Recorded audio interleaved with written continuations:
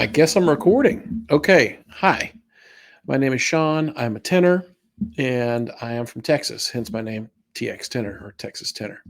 So I've been watching a bunch of reaction videos over the years from various musicians of different types, regular people, lay people that don't sing, aren't singers, and are being exposed to new things. And, their reactions are uh, supposedly real and in the moment. And then those people that are more polished and more seasoned, or even opera singers themselves, um, reacting to other opera singers and how they do things, etc. So I'm going to do this. This is my very first recording, so we'll see how this goes. I don't know what I'm doing, and I'm very new to the software, so please forgive me, but I'm going to do my best to react to one of my favorite singers, Luciano Pavarotti. Freudian slip there. UC Bierling is also way up there for me, but I Luciano Pavarotti singing Nessun Dorma from the opera Turandot. Um, Full disclosure, I am a tenor myself. I sang professionally for about a dozen years on the circuit and have, kind of dabbled here and there as I have moved into different fields and different career, et cetera. I still sing, keep my voice together, et cetera. So long story short, let's pull up a copy of Mr. Luciano doing his thing, and let's see if we can't react to it.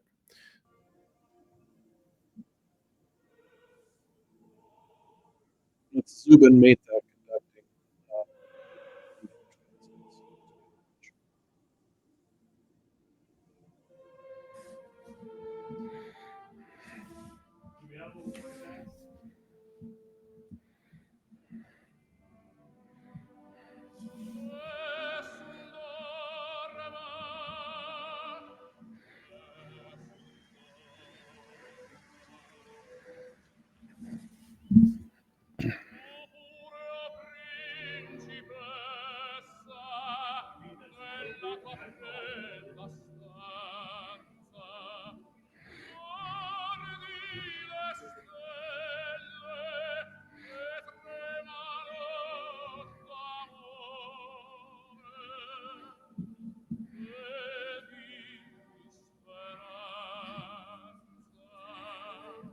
All right, I'm gonna let this go a little bit, and then I'll comment here in a second.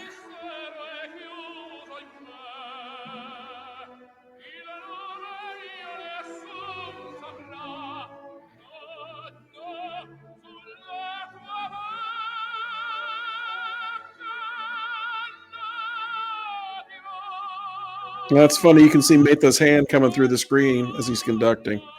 That's pretty funny. Nice cover there.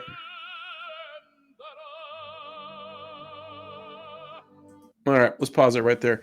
So, from the very beginning, Luciano's voice is, and this is idiomatic to his particular instrument. Luciano's voice is so bright and so clear and so forward, and it's a natural, um, it's a natural phenomenon that happens with the way that he projects and the way that he sings. The resonance is like right here in the front. So instead of a lot of other tenors, depending on whether they're spintos or dramatic tenors, whatever classification they may be, because singers are classified in different what are called fachs. So you've got you've got tenors, you've got baritones, you've got basses for men in particular, right? Well, within those, larger categories are different subsections. So tenors have like 4 or 5 different, maybe as many as 10 different subsections within actually, tenor itself. Luciano is a lyric tenor. Now he did sing a lot of more spinto roles, which are what that means is heavier roles, typically done by heavier voices. And by heavy, in opera speak, or to use the nomenclature of opera, we're talking about the timbre, right? So whenever someone sings, if you sing like Nessun Dorma, okay, that's very light and that's very lyric, right? Versus Nessun Dorma. It kind of depends on how you're coloring your voice, right? So I can do that. I'm a lyric tenor myself. I can do that and make the sound of a larger or more dark tenor as an effect, right? I'm basically putting that on and making my voice sound larger or darker than it is, but that's not natural to my voice, right? So Luciano would sing spinto roles, what would normally be sung by larger or more darker voiced tenors, but he would sing with his voice because he was such an incredible technician and had unbelievably fantastic technique. He could sing pretty much everything in the tenor repertoire. If he was really smart and really careful, he sang a lot heavier rep than he should have and was very successful at it because he was so smart with the way that he used his voice. So, um, he's keeping everything light and lyric in this aria. This is typically done by a more spinto or even a dramatic tenor because the part of Calaf, which is the the character in the opera Turandot, is typically sung by a lot darker voice because it's a very heavily orchestrated opera, and you need a big old honking voice to get through that orchestra in an opera house because in the opera theater traditionally it's there's no micro there's no amplification. There are no microphones that tenors or singers typically use in order to sing. You're typically singing live with no amplification acoustically, and you've got to sing over a very large orchestra. So that's part of how he does that. Is he sings very light and lyric, and that allows the voice to ping or ring over the orchestra and go out. Now, in this particular performance, he's singing outdoors in a giant shell, like a quasi shell. That's for the orchestra. He's got amplification because he's singing for like 100,000 people or something crazy. So don't get it twisted. He's still going to sing the exact same way that he would if he was standing on the stage at the Metropolitan Opera with those microphones, and they just dial the mics back to accommodate him. He's not changing his technique to sing with a microphone versus singing on the stage. It's the same because that's the only way you can get that sound out correctly. So let's go back to the beginning and let's just kind of look at how he's doing this here. Skip forward a little bit. Here we go.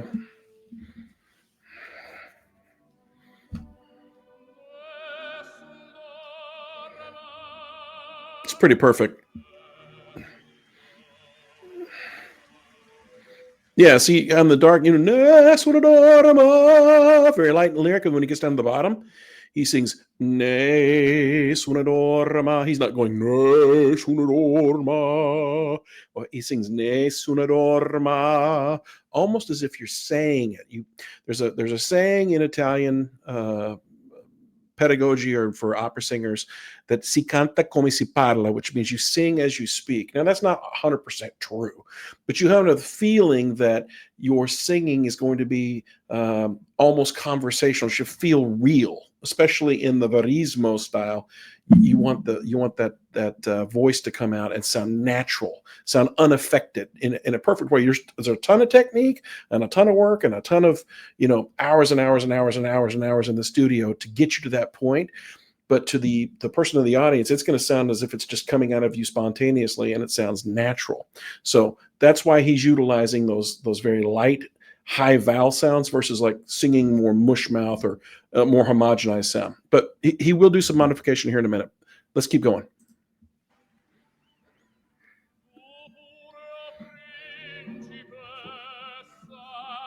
Okay, now that's one thing that I've noticed in his singing that's always, it doesn't bother me. I've just accepted that's the way he does it. But he always, in a lot of cases, in the middle part of his voice or in the lower middle of his voice, will spread his ah vowel out, and so he sings "Tu purio principessa," and it's almost like a white splatty sound. I mean, now granted, when I do it, it sounds like garbage, but when he sings it, it sounds beautiful because he's got an incredibly beautiful voice, right? But I was always trained to be more like "Tu purio principessa, pesa, pesa," versus he sings pesa, which is kind of, it's an idiomatic thing that he does. He gets away with it because his voice is incredible.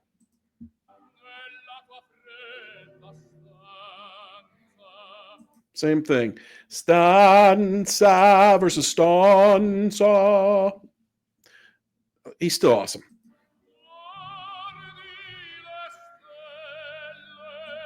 Now you hear him slide effortlessly right into the cover. I think that's an F. Guardi. So he's not singing Guardi. He's singing Guardi which is what you have to do with your voice to sing those notes and stay within the framework of the rest of the opera. So, guardi le stelle, and he's back in his normal voice at that point. You can hear him move through the machinery, though. It's so expert, it's almost like it's not there.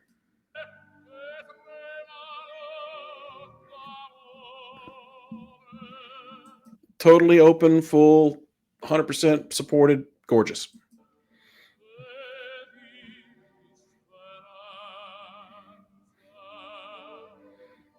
Yeah, I don't love that ah vowel. And that's interesting. Chiuso in me, chiuso in me. I would keep it a little. I would keep it smaller. Because you're going from a closed u vowel. Chiuso in me. For me, it would be too much of a gear shift to go chiuso in me.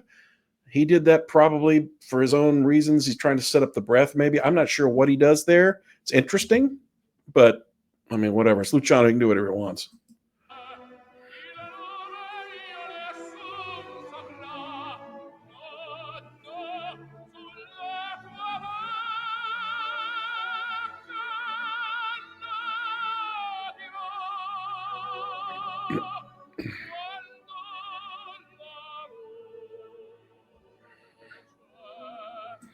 You hear that? Lucha,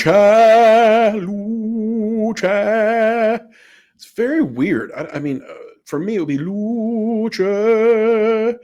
But then he's going to turn around and sing splendid. He's going to cover that splende right here.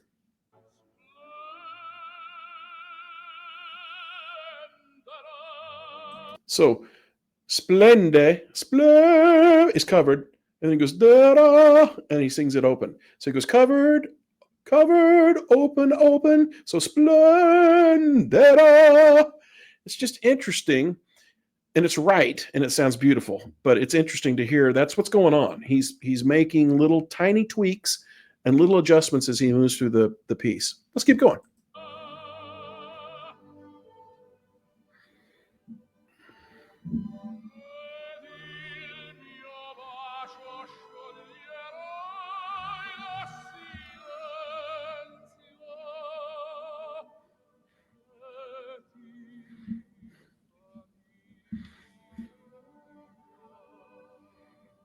See, he wouldn't do that on stage. He wouldn't do that. He's got the microphone. He has the benefit of that. That che ti fa mia, almost like a whisper kind of.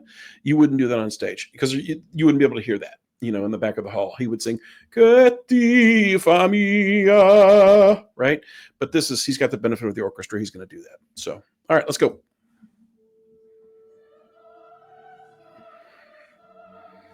I think this was from LA, and I'm pretty sure I had some friends that sang in this chorus way back in the day.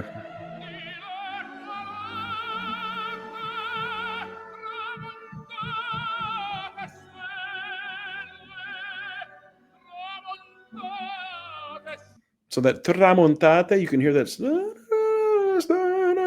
tramonta. That's open, right? He's going from covered through the passaggio, and then when he gets on the high A, dileguanote tramonta, that's all fully open, but it's in the head. He's fully transitioned into the head there on those high A's. But when he comes to stelle tramontate, stelle tramonta, where they're on the F, when he's in the transition going back down into the chest voice, he's mixing, he's covering tramontate stelle, and he's back in his chest, right? He's back in his normal voice. Si canta come si parla. All right, let's get ready for the big B because this is going to be incredible.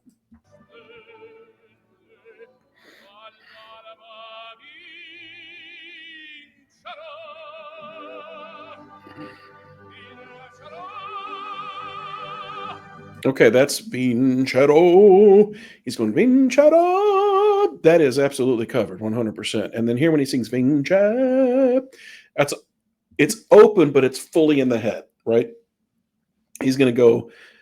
There's no mix, right? It's you're jumping from vince. You're going from the chest straight into the top, into the head voice, but it's open. There's no cover because he's already in the head.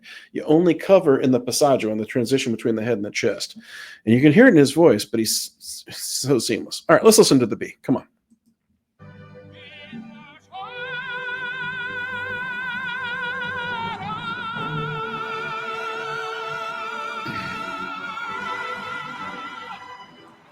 Oh, yeah, and that's the look of somebody who's just kicked ass and knows it, like he did so many times. So, I mean, I've heard this 1,000 times. I've seen this video 1,000 times. I've seen other people react to this video 1,000 times. A lot of them were singers, but many of them were not. People that were new to Luciano, or at least I don't know if they're actually new to him or not. They're acting as if they're new to Luciano, but it's really cool to be able to do this. This is my very first video, a reaction video. I've been wanting to put one together, and I'm going to start putting these together. I'm going to get better and better at this and learn how to edit this and make it less rambling, get right to the point. So bear with me. But questions, concerns, issues, comments, I would love if you have any questions about any of this. I'd be happy to, answer those as best I can. Anything about singing, about the tenor voice, about opera in general, I would love to discuss and engage with, because that's my passion. So, all right. I guess this is it. TX Tenor signing off.